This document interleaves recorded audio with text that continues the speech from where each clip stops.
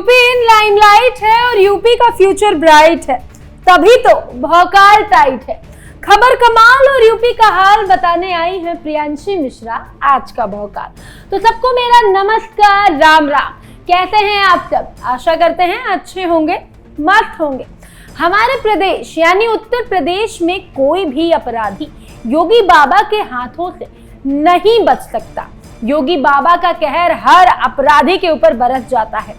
ऐसा ही कुछ हुआ उदयपुर में, जहां पर चाकूबाजी की घटना के बाद आरोपी छात्र के साथ योगी बाबा की तरह ही उदयपुर प्रशासन ने उसके घर पर बुलडोजर चलवा दिया और उसका घर देखते ही देखते मिट्टी में मिल गया। देखिए ये वीडियो कि किस तरीके से उसके घर पर उदयपुर के प्रशासन ने बुलडोजर चलवा दिया।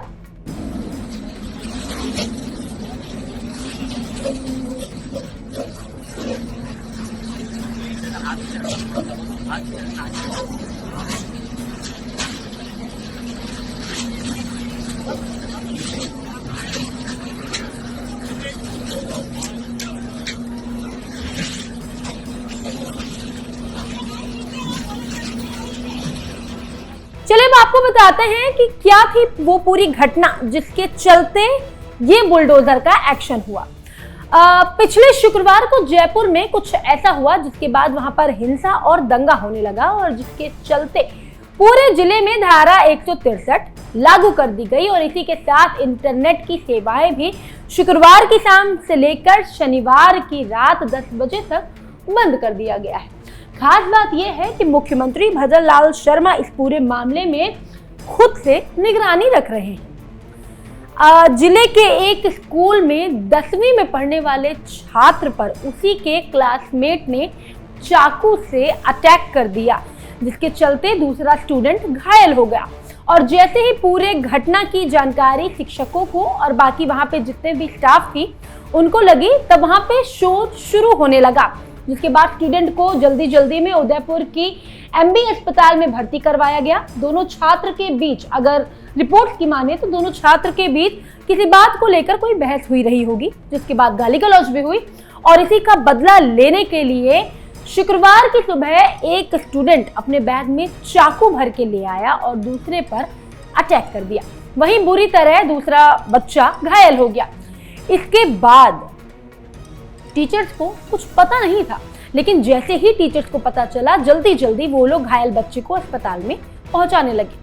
घटना की सूचना मिलते ही पूरे शहर में बवाल मच गया, जिसके बाद बड़ी संख्या में लोग दोपहर में ही सड़कों पर उतर आए और वाहन यानी गाड़ियों के साथ तोड़फोड़ करने लगे और इस दौरान भीड़ ने वाहनों को आग के हवाले कर दिया। बवाल देखते देखते बढ़ गया। थाने से पुलिस भी बुला ली गई और स्थिति पर काबू पाया गया।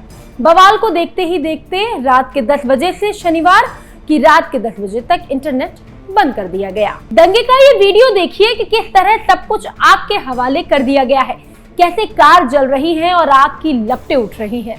उदयपुर जिला प्रशासन ने सभी से शांति बनाए रखने की अपील की है और जिले में जगह जगह पुलिस बल तैनात करके धारा 143 लागू कर दी गई है। मतलब उदयपुर की पुलिस भी भौकाल टाइट करने में लगी हुई है।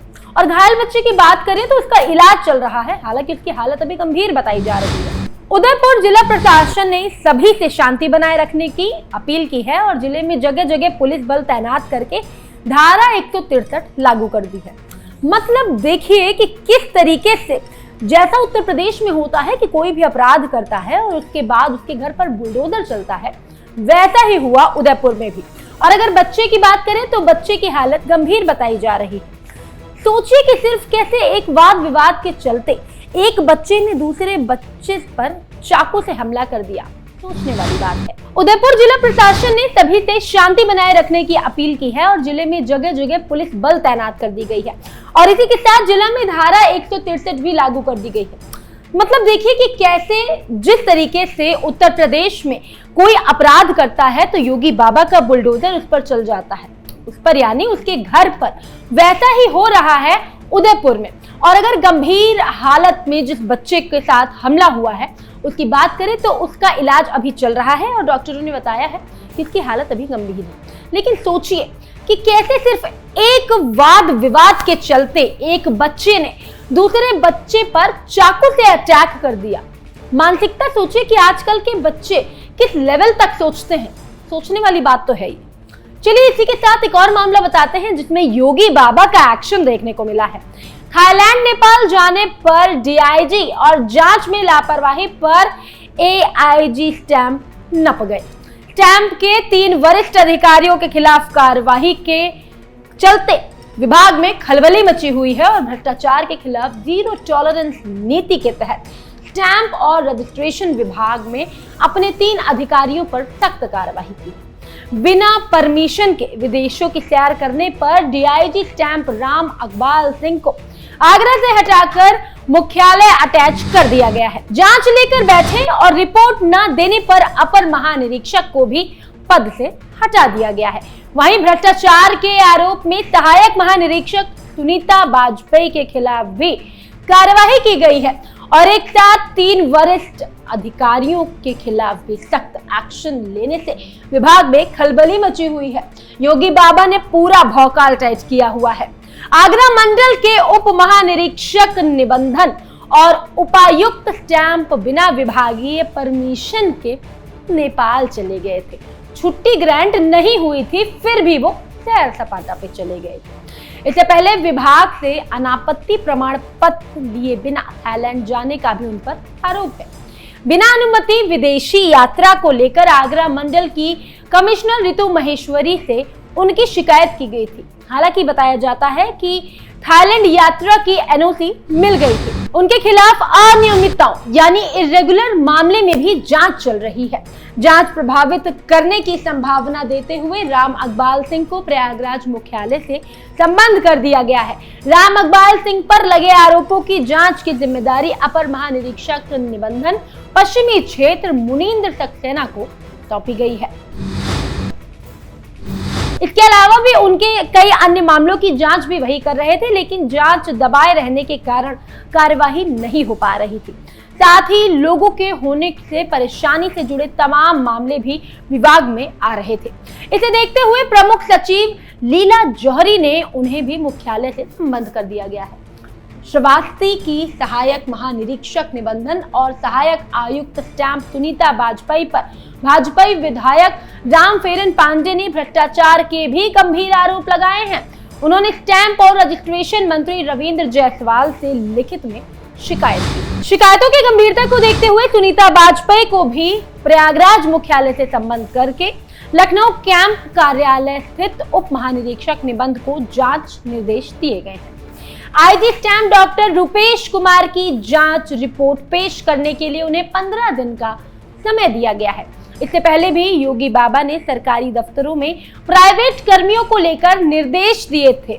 लगातार ऐसी बैठक वो करते रहते हैं। भ्रष्टाचार के खिलाफ सीएम योगी बाबा द्वारा मुहिम लगातार चलाई जा रही है। इसी के तहत अब प्रदेश में सरकारी दफ्तरों में प्राइवेट कर्मियों के काम करने पर भी पूरी तरह से प्रतिबंध लगा दिया गया है। यानी अब सरकारी ऑफिस में बाहर कोई भी शख्स किसी भी तरह का काम नहीं कर सकेगा। साथ ही दोषी पाया जाएगा तो उस पर कड़ी कार्रवाई होगी। मुख्यमंत्री योगी आदित्यनाथ ने साफ तौर पर यह कह दिया है कि किसी भी राजस्व कार्यालय या थानों के अंदर किसी भी प्राइवेट कर्मचारी को बिल्कुल भी न रखा जाए। अगर ऐसा कुछ पाया जाता है या एसडीएम की गाड़ी या थानों के अंदर उन्हें तैनात पाया जाता है तो उनके खिलाफ कड़ी कार्रवाई होगी। सीएम योगी ने समीक्षा बैठक के दौरान कहा कि राजस्व वादों, पैमाइश, विरासत और भूमि उपयोग में संबंधित मामलों को मिशन मोड से निस्तारित किया जाए। योगी ने आगे कहा कि सभी थानों में अपराधियों की पहचान करके टॉप 10 अपराधियों की सूची थाने में लगाई जाए और साथ ही नकल, पशु खनन और भूमाफिया बाकी जितने भी है सब पर प्रभावी कार्रवाई की जाए। जिले में भय मुक्त वातावरण बनाए, महिलाओं की सुरक्षा पर प्राथमिकता दी जाए। इसके लिए एंटी रोमियो स्क्वाड टीम को दोबारा से एक्टिव किया जाए।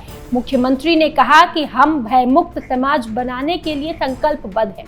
प्रदेश में अब बहु बेटियां, व्यापारी और आमजन सुरक्षित हैं। योगी बाबा प्रदेश में कानून व्यवस्था को ठीक रखने के लिए लगातार काम कर रहे हैं और सदन से लेकर प्रदेश तक योगी बाबा ने हर जगह अपना भौकाल टाइट किया हुआ है और अखिलेश भैया चाहे कुछ भी कह ले कि डिप्टी सीएम और सीएम की कार्यशैली में डिफरेंस है या इन दोनों की बात आपस में नहीं हो रही है, लेकिन सच्चाई सबके सामने है। चलिए मान लेते हैं कि योगी बाबा की कार्यशैली अच्छी नहीं है, तो बाकी प्रदेश के प्रशासन उसे क्यों अपना रहे हैं, ये सोचने वाली बात है। तो चलिए आप इसको सोचिए और कल फिर से हाजिर होंगे एक भौकाली मुद्दे के साथ। फिलहाल के लिए नमस्कार।